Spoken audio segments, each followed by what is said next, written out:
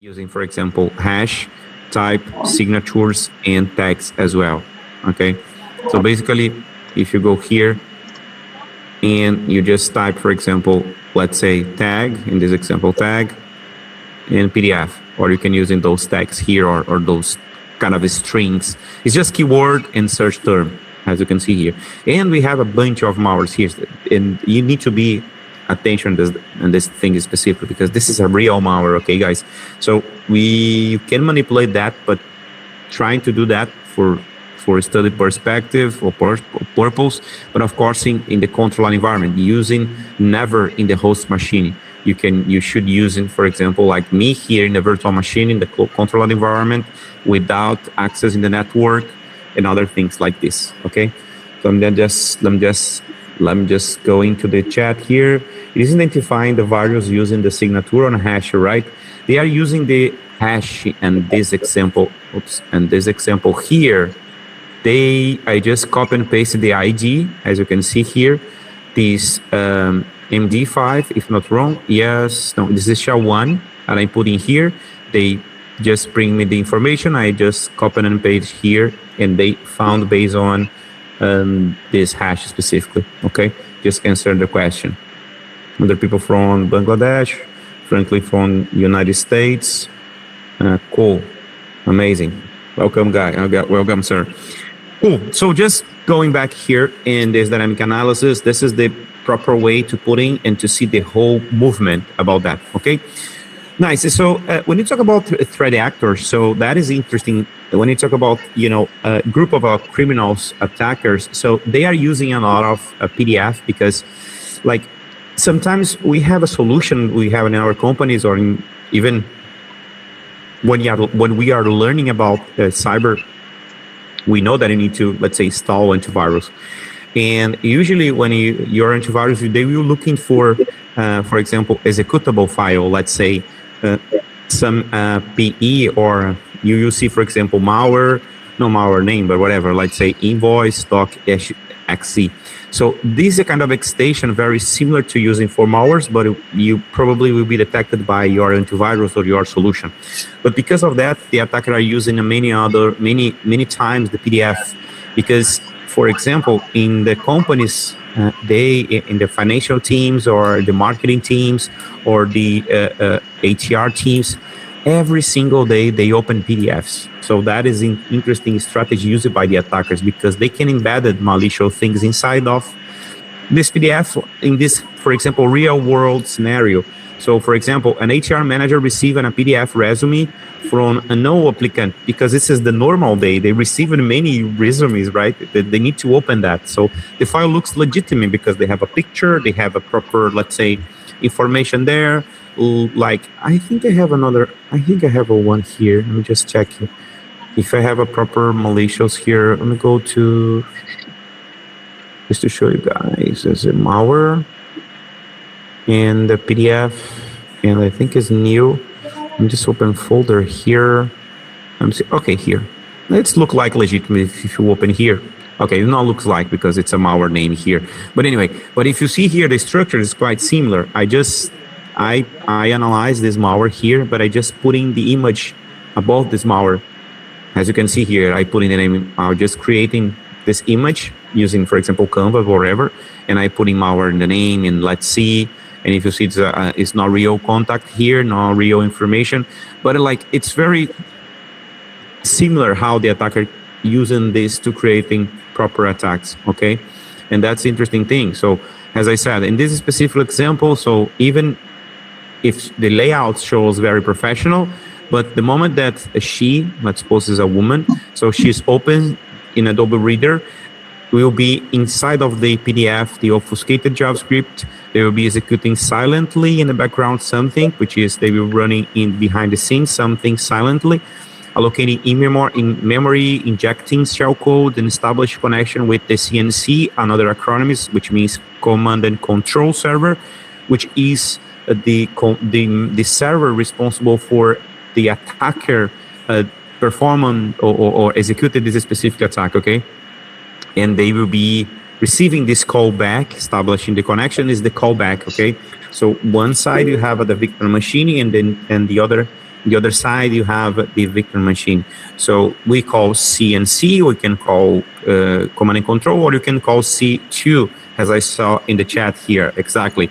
So basically, that's the whole flow, okay? Nice. Let's go to this. It's another technical part that I like it. I like to show this with you guys.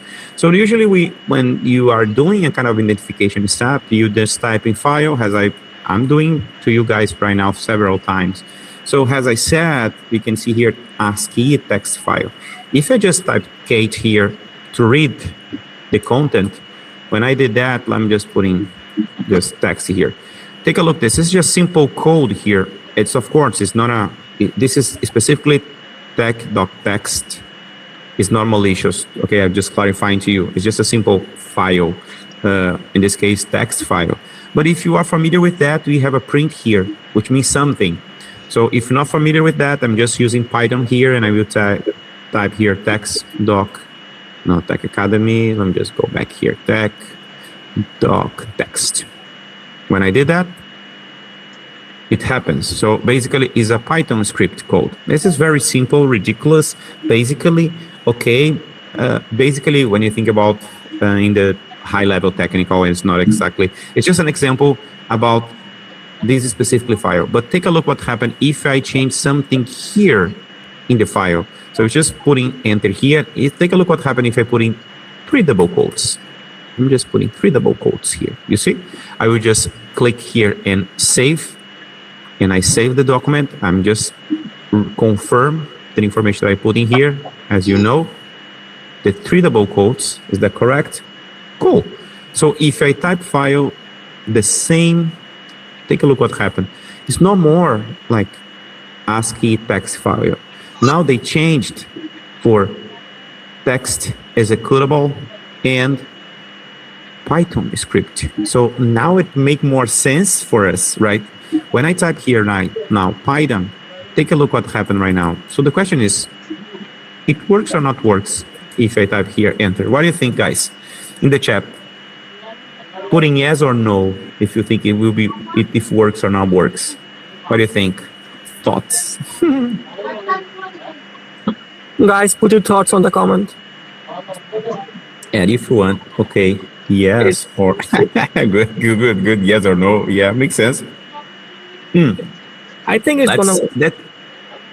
Yeah, that's interesting. It's gonna work, but I think I can change the questions with yes, it works, or no. Let me just clarify that. I will click enter. So in practical way, it works because I just execute the command, because I didn't using the right question, because it doesn't works. So did you give the execution permission? That's a good point, Simon. I suppose, Simon. But this case is not permission, because you need to, we need to, not you, we need understand and interpret this command, the answer. Because if you see, anything here is about permission. But your question is very interesting, because it happens several times when we using kind of tools. That's the point. In this case, you see, this is the answer. It's a syntax error. In fact, when I did that, when I use in Python, it works, but in not the right way. Why? Because this syntax is not correct. But it's not about permission. But take a look what happened now. Let me just, or maybe some people are thinking, let me just put in move, which is the command that I can use for moving files between folders, or if I want to, let's say, change, let me just put in TSA doc py, which is Python. I can use for example, move for move files between folders, or if I can change the name, I will using move, okay? So now I have TSA file here, .python, okay? So I just change the name. So if I using Python again, and I put in tab, and I try to execute, we will have the same error. If you go back here in the malware folder, let's see the TSA here. It's over here. Take a look this the picture is a real PDF, but the problem here is the extension. So take a look what happened right now. Let me just doing a kind of things here. Let me just go Nano, which is the other platform, just to edit the command. Everything is green here. Why? Because of this color. I'm just, if I delete here, you see, because the platform, the Nano, they are understanding how this extension works and how the structure works. But what happened if I put in here, for example, let's say %PDF-1-TSA. I will customize something here. I just save. I'm just confirm to you guys. Everything is over here. I save the document. It's very clear. So if I type Python once again, take a look what happened now. Error. In this case, the error is different because they said invalid decimal lateral, and they inform us what is the error here that I should change. Okay, but let's confirm our new file here and take a look what happened. So it's no more Python script. Now it's a PDF. But let's take a look at the file, skipping the Python picture. So like, it's blowing my mind. So what's happening right now? Who is correct here? So if I use type, for example, PDF ID and type TSA doc py, which is Python file, then you try to scanning information, then you try to figure information inside of this PDF. So I'm not sure it's a PDF now or like what happened here. So it's quite confusing, right? Sometimes can be, but I'm just walking through guys to you now in how important it is to learn those bases for your career, because I'm seeing not you guys here in this session, but I saw many guys in other sessions or even in in-person events. So they want to came to in the virtual machine and just type here Nmap and blah, that's it. So I'm just putting just Nmap. Let me go below. I'm just putting here. I'm just copy and paste down. I'm just putting here. I will see this kind of IP address. I'm supposed to use IP address, and just putting Nmap. And the question is, okay, is 192 is what kind of class is this? What kind of class is this? So we don't have any idea. So let's try to scan imports. So just clicking, I'm the hacker. But no, guys, we need to understand those bases. So that's my main point here about this tech file, because if you see here, so file identify this TSA file has a PDF document. When I use PDF ID, which is another platform to find information about strings in PDF, of course, everything is here is 0, as you can see here in the answer. Okay. Yes, 192 is class C, exactly, and this is class C. Let me go back here. This is class C, and this one here 10 is class A, and 172 is class B. Just be clear about network. Anyways, so cool. So if I type the same PDF ID for Tor with you and I, we know that is a malicious because we put in the virus total, right? Is a malicious. So you see here a bunch of information about objects, about streaming, about, like other things like object stream, many other information that we don't have an idea what that means, but we have information. But in that file, we have a 0. But when I type PDF ID, just to be clear, they understand that this file is a real PDF. So you see, and if I go just the last, just TSA, I will shift here. I will change TSA for PDF. Okay, and if I go back to folder here, boom, change. You see the picture? Now it's no more Python. It's a PDF. And I'm just go back here. Nano TSA. It's a real PDF. Let me just putting off this. Let me just. Yes, I will save. Just confirm, guys. Yes, I deleted. Yes, good. Let me just simple like this. Let me just put in PDF ID. TSA, because I know there's a PDF. TSA doc PDF. Oh, it's not a PDF. What happened? So I'm just putting Python here. TSA doc PDF. Oh, it works very good. What is correct? So you see those bases. So I manipulate something in the beginning of the file, which is the answer magic number. So each file has a magic number. So many of those tools that we are used to use to perform any analysis, they using a part of information of the binary. You see, and those specifically magic numbers, they usually in the beginning of the file, they bring this information for many different tools. Like, for example, Python is a tool, PDF ID, and file, in fact. So if I type here, for example, man for manual file, and try to read, let's go back here. Here is the magic behind of the things that I'm doing right now is a magic number here. What is this here? So here, this concept of a magic number has been applied by extension. So if you go more below, or I mean, it's more not too below, but like here is, okay, where is here? No, over here. This file have a magic number stored in the particular place near the beginning of the file. You see? So every single file has a magic number, or there's a bunch of rules that can bring this magic number information. So basically, that's the information. So when I type file here, they have a bunch of information, which means if I put in 3 double quotes, they will identify as a Python script. You see? If I put in %PDF, like, for example, if I just put in nano here for our friend Thor, remember Thor?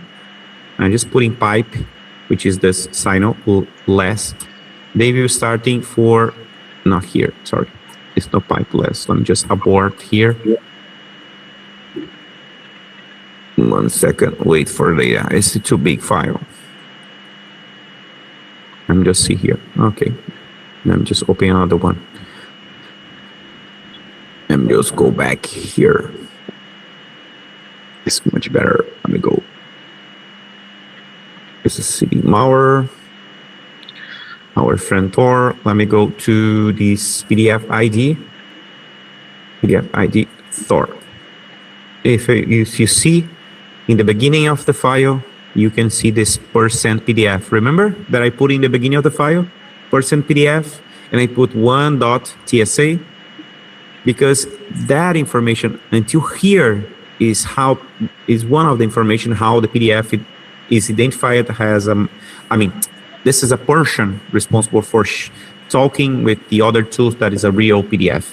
Okay, so basically this is the structure how everything works in terms of identification steps. Okay, so if you go, for example, to analyze the physical structure of PDF, just to share with you guys specific about binary. So usually the PDF has 4 parts, which is the header, body, cross-reference table, and trailer. So basically the header is the version, as I show you, %PDF-1 doc 1, 2, 3, whatever. You have a body, which is pages, objects, image, many information inside of the body. We have a cross-reference table, which is the specific location of objects accessed randomly for others objects, and trailer is basically this kind of locations of the cross-reference table. Okay, so here is how the PDF works in terms of a structure. So we call like a tree in a family tree, let's say. So we have an object 1, they have a 2 childs, and object 3 they have a just single one, and object 4 has 3 kids. Object 2, no kids yet. So basically that's how this structure works in PDF perspective. As you can see here, if I go, we can see here 18 objects, which is a big family. So if I type here, for example, PDF -parser -w, which is the raw data, and I put in Thor, for example, our file, and I will start in the beginning. Let's see. So here you can see this is the object 2, which is the father, and object 4, 5, 6, 7, and 8. 1, 2, 3, 4, 5, which is 5 kids. It's more than me. I have a 4. They have 5. You see? So this is this tree structure that I was mentioning. If you go back here, you can see this flag referring. So those informations referring, they are kids or children for this guy. And every single thing is happening in this way with the PDF, for example. You have an object 12 and you have this flag which is counting streaming. They don't have any kids here, just only streaming. But Filipe, what is exactly streaming? So let's go for simple explanation. Page usually is the element or the number of page that the PDF has. Encrypted is basically when you found this parameter, it means that this parameter was checked by, and specifically PDF was encrypted, require a kind of password. When you see the object streams, basically object stream are used for compress multiple objects. Our friend here, Thor, for example, if I go back, let me just go for the first command. So they have one object streaming over here. Yes, over here, you see, we talked about page, encrypt, and object stream. So basically, in this case, they have 18. If you compare, for example, PDF ID with our friend Bill, Bill has, let's say, 44. There's a lot of objects. And if you see Thor, it's less objects.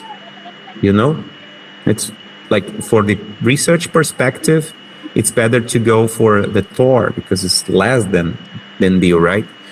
But if you're using here, for example, PDF-parser-A, which is, I will try to figure all, let's say, object datas. And let me just put in Thor here.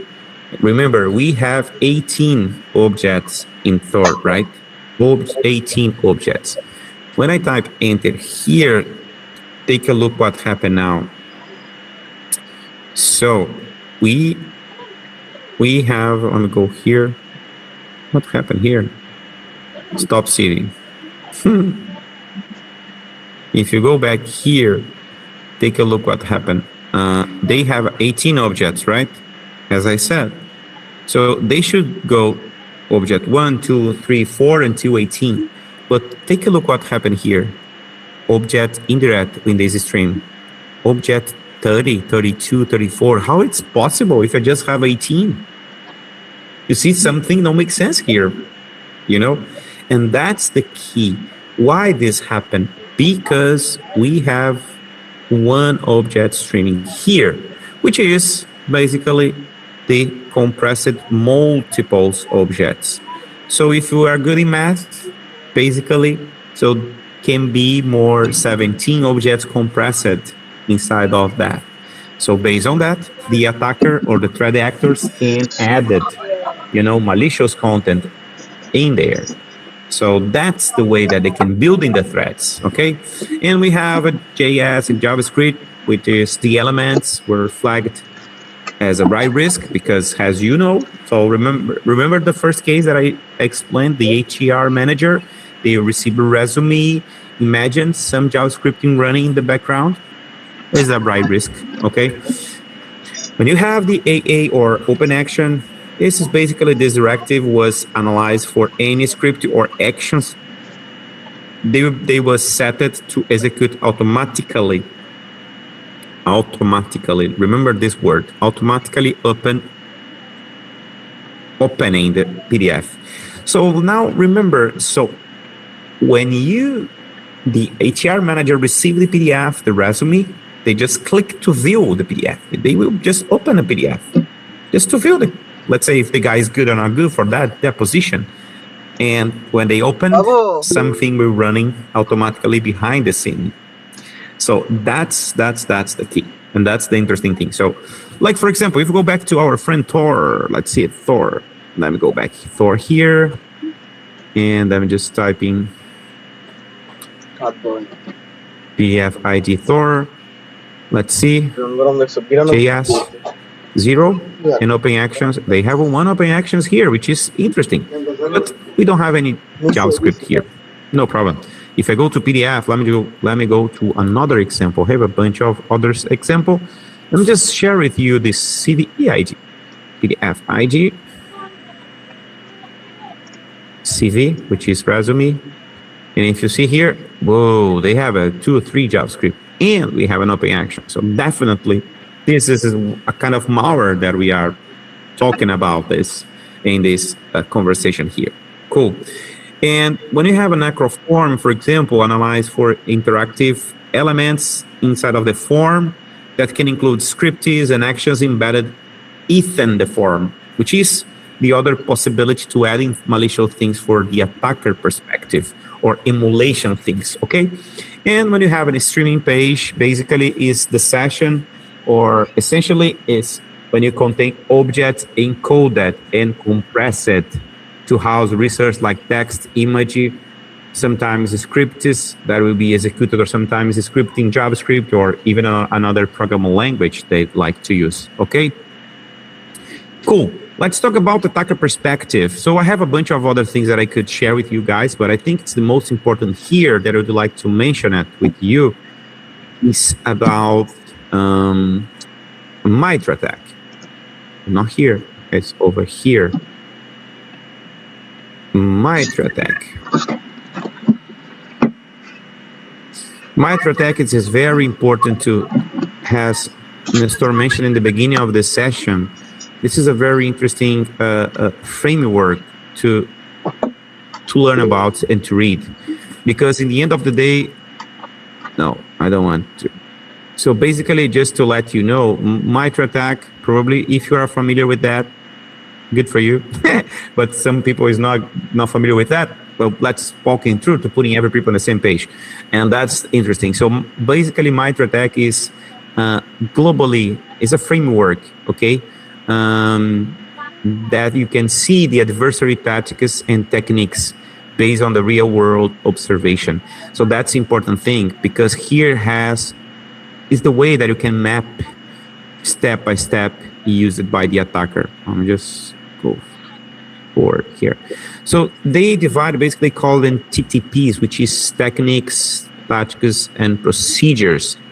And basically, you can see here the tactics, which is reconnaissance, research development, initial access, and execution, persistence, privilege escalation, defensive evasion. You have a bunch of techniques used by the attackers, or tactics, okay?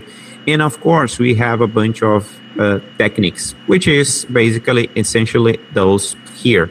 And not only technically, but we have a sub-technically, or techniques, I mean. So we have this tactics, which is the reconnaissance. We have the technique, which is active scanning.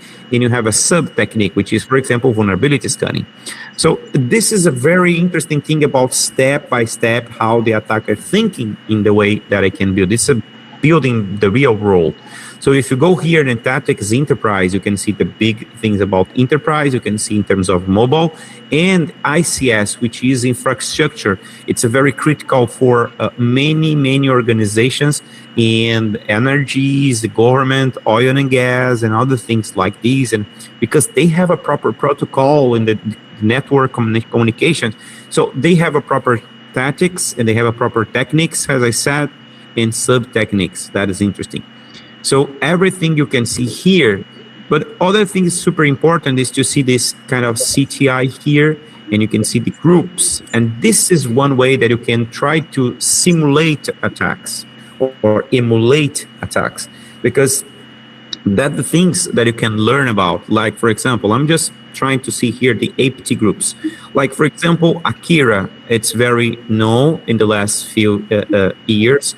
So it's quite new. Akira is the ransomware variant and the ransomware deployment entity active since at least March 2023, which is 3 years ago almost. They use a kind of compromised credentials to access single-factor external, using this VPN access and so on and so forth. So here is basically how they works and what kind of group is associated, because they are a group of criminals, you know, like us. We're not criminal, but we are a group of person, of people. We have the same interest in, let's say, we are interested in cyber. Some guys here are watching, they are interested in red team. Some guys are interested in defensive side. So we are a group of people. But in the criminals, they have a group of people as well. But in this case, for malicious things or for bad things, let's say. Here, as you can see, the most common techniques used by those groups, let's say. So here is the name of the technique, the tactic, and how they use. For example, here deletes administrator accounts, which is very critical for the companies in the victim networks prior to encryptions. And here is how they use. For example, Akira used the utilities such as WinRAR, very useful, not free tool, but a very useful tool to archive data, prior to exfiltration. So if you see here, WinRAR is not malicious tool, right, guys? It's a good tool. Like, it's not malicious tool, but they're using this tool to exfiltrate data from the victim machine, and that's the key. Sir, can you explain privilege escalation technique in MITRE? Yes, sir. Let's look into that. I will go there, but just explain basically how everything works here in terms of there are any specifically idea, and this is my guidance to you guys. So how, because again, so many times the people would like to learn about new threats and investigate new threats, but there are one word very important when you talk about threat intelligence, which is hypothesis. So in terms of military, so Nestor is the guy that have an experience with that. So we work every single day with the hypothesis, right, Nestor? And in the end of the day, to investigate and to understand or to try to go against those new threats, you need to create hypotheses. If those hypotheses is just possible based on learning, how you will learn? You will learn based on those APT groups here, because you see many groups here. So you will see how each group works. How is the techniques? How is this technique used by those guys? Like, for example, imagine you listening something about the banking of, let's say, Brazil was attacked. Okay, where's the behavior? And they said, some guys, they figure, let's say they figured it out, the database was encrypted using WinRAR. Oh, wait. WinRAR to exfiltrate data. Oh, it's interesting. So Akira works in this way. So can be Akira. You see that? So it's just possible creating hypotheses when I know how those hypotheses works. So how I can create hypotheses if I don't have any idea? So that's the interesting thing here. So I'm just go very quickly about APT28, because APT28 it's very interesting. If you go here, let's see, and NuSec, I will go there, or no you, but some people, someone asking me about to go to privilege escalation. I will go there, but first I'm just finish this part here. Like, APT28 is a threat group that has been attributed to the Russian General Staff, main intelligence, the Directorate, in main special services, and the military unity. So this group has been active since at least 2004, let's say, very old, right? So we are 2026, this is 22 years ago. So if I go here in the site blog, so I published yesterday this new article. So I will share this in the screen to you guys, and you can read after this session. Copy and paste there. But I'm just walking through. So basically, this is my analysis about APT28, and one attack that happened, let's say, almost 7 days ago. 7 days ago. Remember, I'm sharing with you guys the APT group that was, let's say, born in 2004, which is 22 years ago, but they are keeping working in the real life, in the real world. So here's the all investigation. I simulate the threat here, and I will go after to explain every step by step, and just to share with you how it's possible to creating those threats. But to building that, I needed to know how the thread works, how the group of thread works. So in the end of the day, this is where that you can building things in terms of new threads, okay? So cool, let me go back here to the privilege escalation. Someone asked me about privilege escalation, right? Let me go to home here. In the MITRE ATT&CK, we have our privilege escalation. Privilege escalation, so I'm just clicking here to share with you guys. Someone asking me about that. Let me just talking about that. Okay. So the question was, let's see, can you explain privilege escalation techniques in MITRE ATT&CK? Yeah, I can. So basically here is one way or some ways that you can see the idea of privilege escalation. So basically, first of all, guys, privilege escalations and how you can escalate on a specific privilege of the users that are in the machine. So here are the kind of examples. So system/root level, local administrator, user accounts, or admin-like access or user account with access in a specific system or perform a specifically function. So let me go back here in the virtual machine to explain to you guys about how important to learn about bases. Okay. Remember in the beginning I said Nmap, blah, blah, blah. I'm feeling a hacker, just type Nmap. And basically you did that, you found some, let's say, vulnerability in some websites. When you found this, you try to get inside of the website. So do you imagine how is the privilege in this website? So that's interesting. You need to understand about the flow, how the website usually it's built. So everything go here in the var dash www dash html dash here. Usually the website is created on that. So you have an index here. So if I put in Firefox here and I try to call whatever index I want here, I just create a simple website here. I'm just not index, but let me just open the index.html. It's a simple page here. This is the website. So usually every single platform has this path, which is the way. So get inside of these web applications, they will have a www data user. This is the user in this machine, and that's the key. So when you get inside of the website and you said, wow, I'm the hacker, I get inside of the website, but you have the data user, you don't have any privilege there. Just to read some small things, you need to escalate privilege. You see, and that's the important thing. So of course, this is my environment. I'm not, I'm not hacking any applications outside. It's my environment. But the point is, when I understand how each web application works or how each server works, okay, now I can go to try to get this specifically privileged.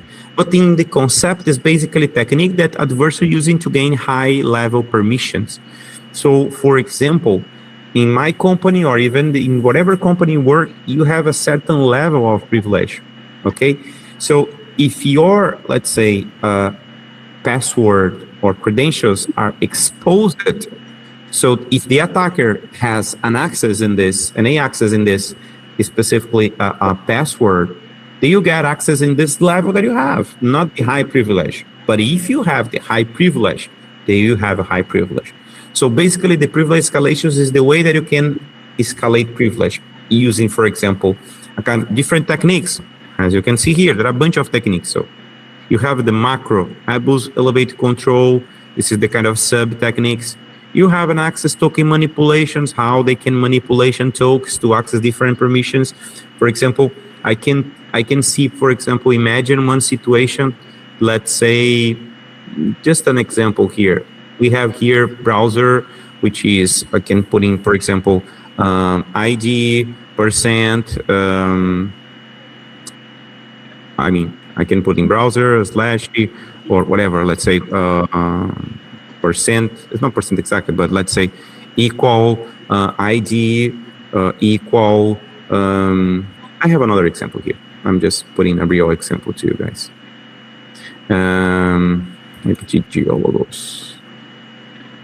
Geólogos, the doc BT, which is here in Portugal. It's just a public access, just to share with you guys for education. So I'm just clicking here just to share and the URL. Take a look at this index. Remember that I show here in my application? This is the website. And if you see here this expression, we have an option. You have a _content and view there's a concatenation here. We have an article, which is the reference of article, and you have an ID 1, and I have item ID, which is another concatenation here, which is 120, which is 120. So I can put in here, for example, 121. Remember historical and stop in here. If I click here, for example, 21, let's see what happened in the page. So it's quite similar. If I put in, for example, just 10, let's see, there is another page, you see? So here is the way that you can manipulate the website. Let's say, let me put in just 1 to see the number 1. Is the similar, I mean, they have a redirection, for example, number 5. No, nothing happened. If I can put in, for example, a bunch of information here, then I can try to explore things, doesn't happen. I can click in here, center of information. They have an ID 144. If I put 145, let's see what happened on 45. They put in here, they working this way, I think. Let's see, 6. You see, they just changed something here very quickly. So each part of the website, they have an information here. In this case, it's another article ID 35. I can try, for example, putting 34 just for articles. Let's see what happened. You see the list of articles. I don't need to access this. Everything is right here. Take a look at this. So here I have the reference. Where is this? The concatenation. Remember that I said? So if I click here, they have a between, they started for the 1 or no? Let's see, go back. So they started in 6, you see? Not a 1. So that's the way that you can understand everything, because we need to understand how the application works, the flow of the application. So if you go back here, how I can manipulation token? In this case, I don't have any token here, I think. Yeah, because I'm not authenticated. I have here the possibility to log in the web page here. I should have a new utilizador, which is the user, and senha, which is password. Once I was authenticated in the platform, they probably bring to me here the one specific ID for my name. And if you're using, for example, the ID of Nestor and changing just the name, and you can manipulate things, you can use in this specific attack, which is this access token. Not exactly a token, but using the impersonating with the user. Okay, so that's a bunch of examples here. Let me go to, I suppose that I answered your question, right? Let me go to another one here. Just like the game of, yes, always stay ahead of the attackers, yes. Thought it looked like out of context question, but sir, if anyone wanna get into red team, do need to go for pen testing first? Very nice questions, and it's smart questions, by the way. So sometimes we saw many, let's say, mainly on LinkedIn, position for, let's say, junior red team. Guys, there is no way to work in a red team just for seniors, because red team is an operation thing. So Nestor working in the army. So when he needed to go to the some operation, ask to him if they putting some junior guys to work there.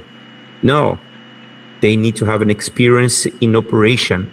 So red team is about operation, which means the realistic, war, which is the realistic game. Okay, but I want to be a red teamer. Nice.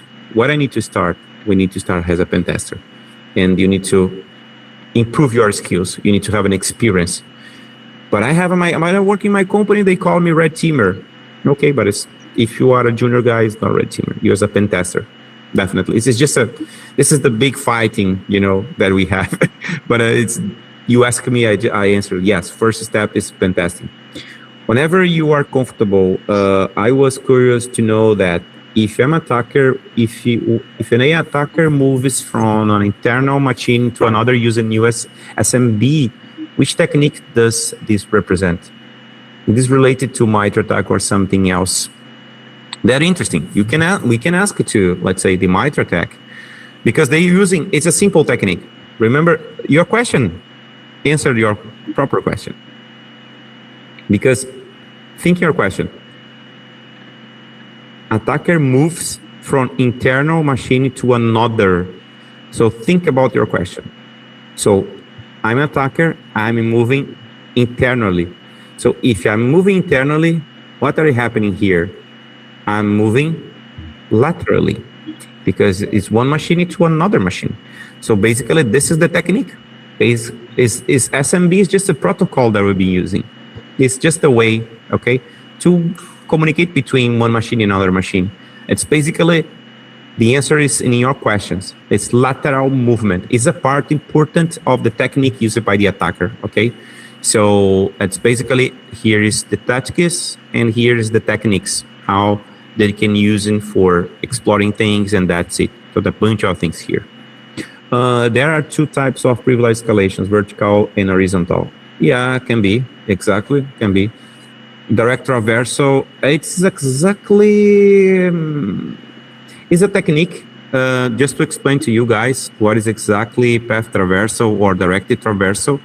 We don't have anyone here, but basically, yeah, the thing is, when you know how the, let's say, website works, you can go here, for example, and push it here and push it, for example,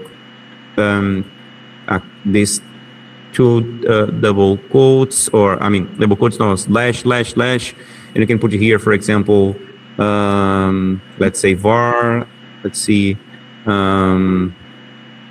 www and an index, for example. So this has the technique used by the Matt mentioned at the directory traversal, or you can call path traversal. It's different names for the same techniques, basically. Either attack is ensure direct object, referring attack is common web application, security issue, can access data or resources, should not be allowed to access simple by change parameters. Exactly. This vulnerability is part of OWASP top 10. That's perfect. That's perfect. Yeah, that's what we're putting there. No, we're clear. Thanks, sir. I'm entry-level purple teamer. Good. We can escalate privilege by using local file include and to ORS remote code execution techniques. Yes, exactly. That's the way. You when you get this, you go to in the website, probably using the local file include. You put in there in the website. When you put in there, you can manipulate something here, which is command injection. When you do the command injection, you can try to getting this remote shell, which is when you can manipulate using your proper virtual machine. And that's correct. That's correct. Okay, guys, I think I'm going to the end here. There are a bunch of other slides here, but the most important slide is this one here, because as I said, I share with you guys this link in the chat. You can read when you have a time to read everything. Here's basically one of these techniques that I mentioned to you, this APT group that I analyzed. So here how the specifically APT group works. Here's the executive summary, how I create this using manual things, and how I using this using Scythe. Okay, so basically a bad PAL, they using the steganography loader, and Mew, which is a cat. Figure, the figure of the cat really is a cat. The full feature rat, which is the remote administration tool or remote access tool, we can call whatever name you prefer. Here is the techniques used by the attacker. You see this techniques, in this case is a sub techniques. When you have a dot, here is a sub techniques, and here is the technique, okay? And here, as you can see, MITRE ATT&CK techniques, this is the tactic, this is the tool, and this is the description. So you have here every step by step. Here I use in my lab, as you can see, Tor research. I like to use Tor because it's a kind of an acronym name that I use in one of my companies, which is Tor, which is threat hunting offensive research, which is more, offensive perspective for hunting things, and basically it's an emulation in the end of the day. So here how I build this attack, this emulation, how I create package to simulate this gdrive.exe, which is the Google Drive generating, how I get the access using interpreter, and how I get a post-compromise discovery, how I get credentials, and mainly the sense registry, which is the dump file, the credentials in the victim machine, just to simulate step by step. And after that, how we deleted everything. And after that, how I mean, before to delete, how I using the exfiltration step by step to exfiltrating data. And here in the number 4, how I simulate this in the same case. And this to supporting companies, to helping companies. I just create the same rule. I create step by step here, the attack sequence. Basically, I create this technique and I put in the tool. And basically adversary PT28. And I put in March 26, which is this year. And the bad pad, which is the name of the attack. I started, loading the whole process, loading the loaders specifically, and how we get for discovery, a bunch of techniques, how I, again, collecting SANs, some files, the same case, how I saved, and everything's over here, how I executed my victim machine, how I tested, and how I interacted, how I have interactive with this live shell. I have this possibilities using Scythe platform, how I have these events using the whole campaign, the campaign sequence, how I see these, let's say this indicator, how they get this super user, how they get before the lateral movement is over in the other piece of the article. And here the technique by MITRE ATT&CK, the same thing that I showed to you, everything is linked. And here the final report of MITRE ATT&CK, how they bring this information, both comparison using the same attack, using different tools, and the conclusion, okay? And that's it for today. Let me just go back to the end here. There are a bunch of information, but I have an article published and you can read after that. It's more technical things here, but in the end of the day, I want to share my contacts here to you guys, if you don't know. And if you have any questions, I can answer. If you don't have any questions, yes. I can escalate privilege by using LFI to RSA techniques. You can. I answered. Yeah, you can do that. Yeah, definitely. LFI is basically one of the first steps to get inside of the victim machine. And when you get there, you can move in for, let's say, for command execution, and you need to enumerate everything you have inside of this machine. When you get there, you can definitely try to go to the remote execution and to have the more established connection between your victim machine or your website and you when you are doing a kind of purple team engagement or red team things. Okay, guys, I finish here.